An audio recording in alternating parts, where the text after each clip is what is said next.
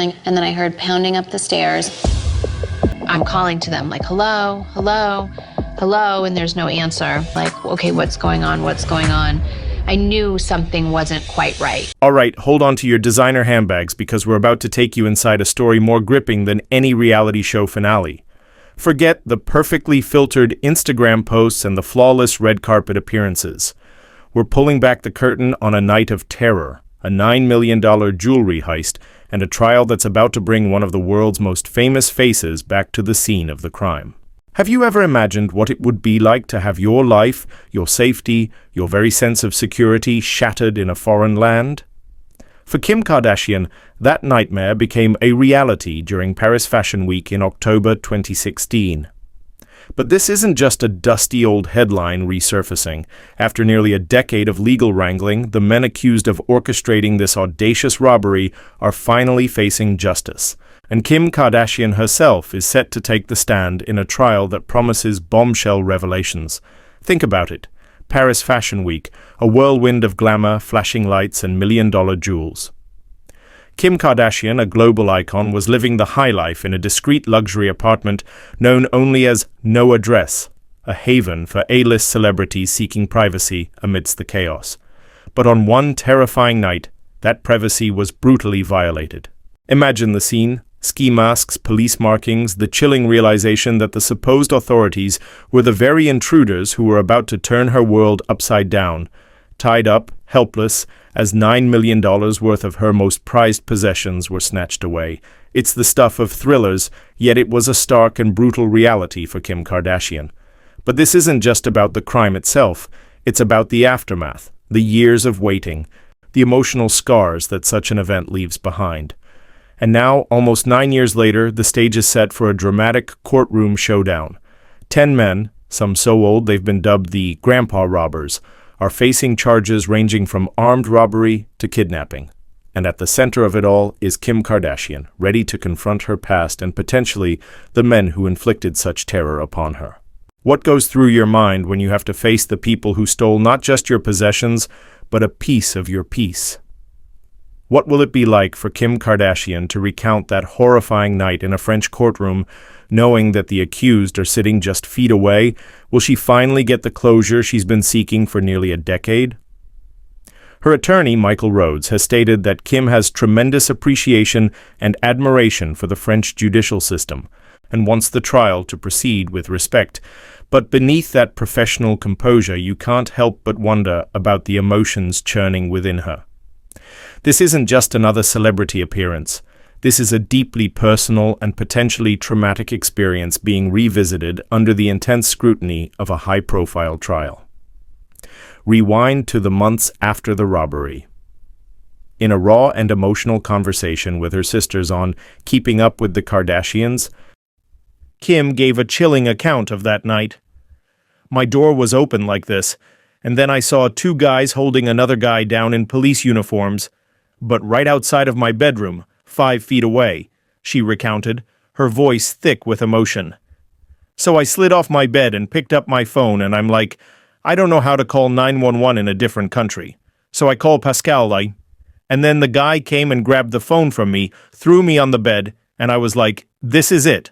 Imagine the sheer panic, the feeling of utter helplessness as your phone, your lifeline to the outside world, is ripped away. Kim's fear escalated as she witnessed the robbers holding the hotel concierge, the very person who should have been ensuring her safety. Their chilling question to him, "Where's the rapper's wife? Let us up to her room." In French, revealed a calculated and targeted attack. The investigation that followed was a massive undertaking, piecing together security footage and DNA evidence that eventually led to the arrest of most of the defendants 3 months later. But the wheels of justice turn slowly, especially in complex international cases. Years of delays ensued, with the aging defendants now facing their own battles with illness. Tragically, one has even passed away, and another is reportedly too unwell to stand trial. This adds another layer of complexity to an already dramatic situation. Among the accused is Omar Ait Kedash, the 69-year-old alleged mastermind known as Old Omar, and his son, the alleged getaway driver. There's also Didier Blue Eyes Dubrook and Gary Madar, the brother of Kim's own driver in Paris, accused of providing crucial inside information. Even a 78-year-old woman, Christiane Glotin, is implicated as an alleged accomplice in planning the heist. This wasn't just a smash and grab, it was a meticulously planned operation involving a network of individuals. The French judicial system operates differently from what many viewers might be familiar with. Defendants don't formally enter pleas. They can admit or deny guilt, but the trial proceeds regardless. While most cases in France are decided by judges, the severity of this crime, carrying a potential sentence of over 20 years, means it will be heard by a jury, and unlike many American trials, there will be no live television cameras capturing the proceedings. Instead, journalists and sketch artists will be the eyes and ears inside the courtroom, relaying the unfolding drama to the world. Adding another layer of intrigue is the fact that at least one of the accused, Younes Abbas, now 72, has already publicly detailed his involvement in the robbery in his 2021 book, I Kidnapped Kim Kardashian. In it, he recounts being recruited for a job to rob the wife of an American rapper, claiming he didn't know it was Kim Kardashian until after the fact. His chilling description of the planning and execution, including traveling by foot and bicycle, one with a flat tire, and using their police disguises for easy entry, paints a picture of both audacity and almost comical mishaps. However, Kim Kardashian's recollection of the night differs starkly from Abbas's claim of a no-violence robbery. In a 2021 interview with David Letterman, she revealed the terrifying fear she experienced, believing she was about to be raped. "I was wearing a robe, and I wasn't wearing anything under it," she shared with heartbreaking vulnerability. "I was like, okay, this is the time I'm going to get raped. Just deal. It's going to happen. Just prepare yourself." This discrepancy highlights the profound and lasting trauma Kim endured that night. In the years since the robbery, while grappling with the emotional aftermath, Kim Kardashian has remarkably continued to build her empire. Her social media presence has only grown, and her shapewear brand, Skims, has achieved a staggering multi-billion-dollar valuation. She's even embarked on a journey to obtain her law degree and, has become a vocal advocate for justice reform. Her resilience in the face of such a terrifying experience is undeniable. While she has returned to Paris since the robbery, she has openly admitted that the 2016 incident fundamentally changed her. "What's crazy is, meeting with my attorneys and knowing the information that I know now, the robbers had been following me for 2 years, she revealed in a 2017 interview.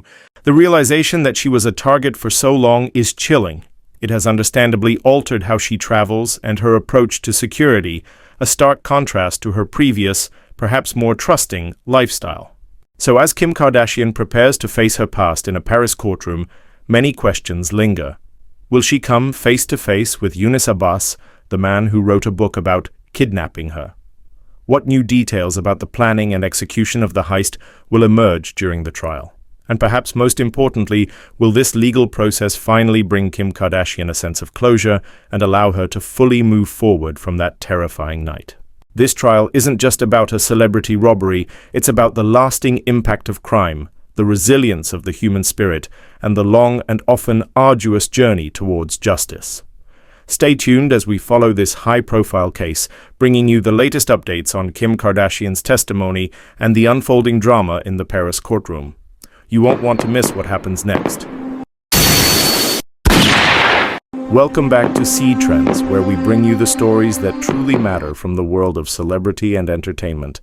If our intro grabbed your attention, you already know we're diving into a case that has captivated the world for nearly a decade. The $9 million jewelry heist that targeted Kim Kardashian in Paris. Now, almost 9 years later, the legal drama is reaching its peak as the trial of the alleged perpetrators begins, with Kim herself set to testify. As we laid out in the intro, this wasn't just a random act of theft. It was a meticulously planned operation that targeted one of the most recognizable women on the planet. 10 individuals, many of them elderly, are facing serious charges in connection with the armed robbery that took place in the discreet luxury of the Hôtel de Portrayals, a location favored by celebrities seeking refuge from the public eye. Imagine the audacity.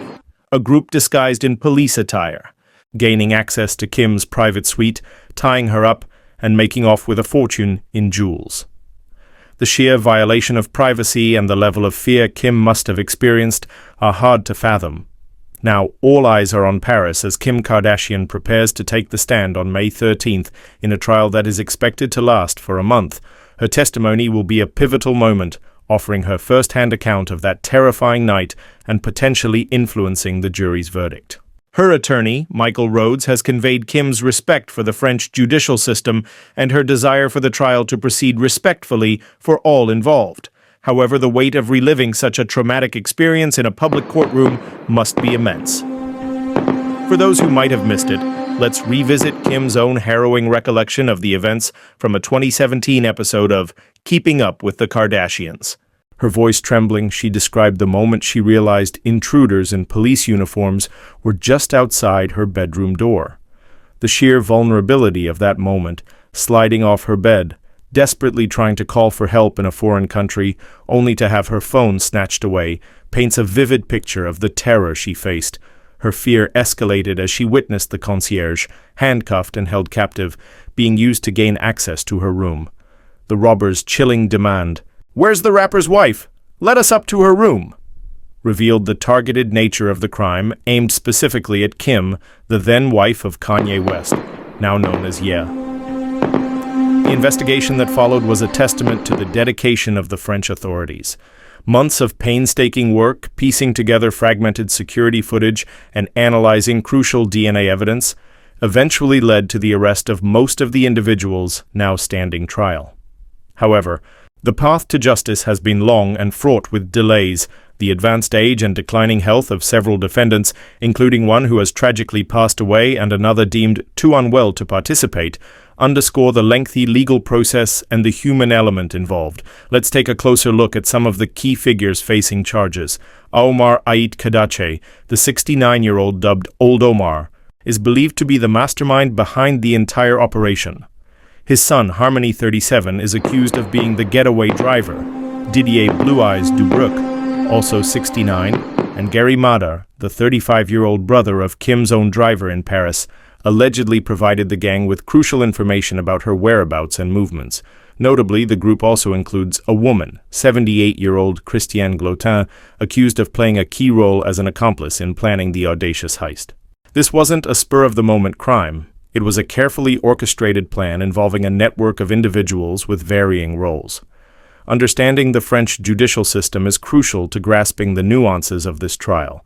Unlike the plea system in many other countries, defendants in French criminal cases do not formally enter pleas of guilty or not guilty. Instead, the trial proceeds based on the evidence presented. While most cases in France are decided by a panel of judges, the severity of the charges in this case, carrying a potential sentence exceeding 20 years, necessitates a jury trial.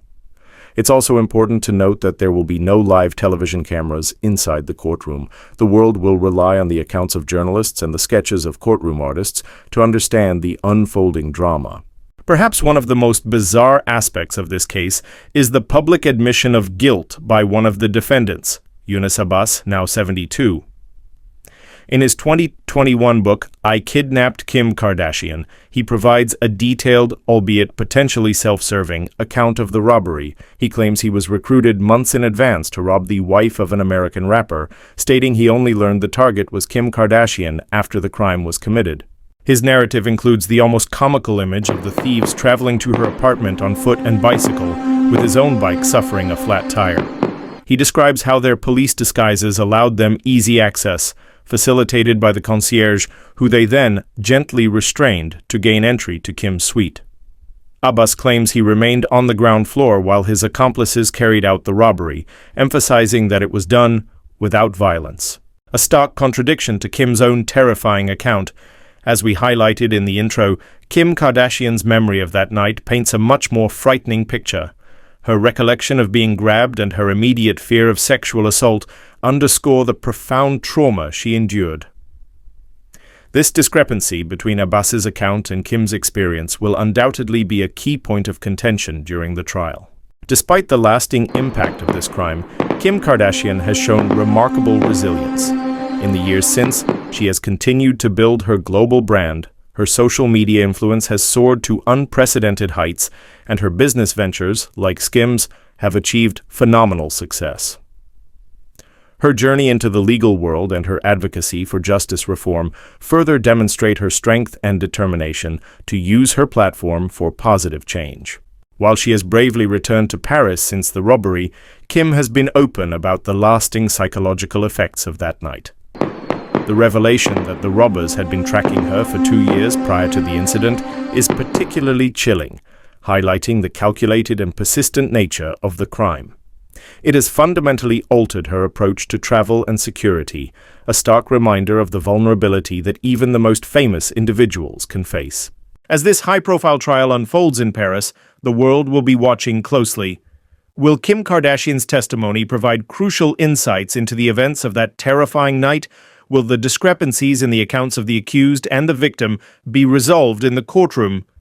And ultimately, will justice be served for Kim Kardashian, offering her a sense of closure after nearly a decade of waiting? This case transcends the typical celebrity news cycle. It's a story of vulnerability, resilience, and the pursuit of justice in the face of a crime that shook the world. We here at C-Trends are committed to bringing you the most in-depth and insightful coverage of this trial as it progresses. If you're as invested in this story as we are, make sure you hit that subscribe button and turn on notifications so you don't miss any of our updates. We delve into the stories behind the headlines, offering you a deeper understanding of the events shaping the lives of your favorite celebrities.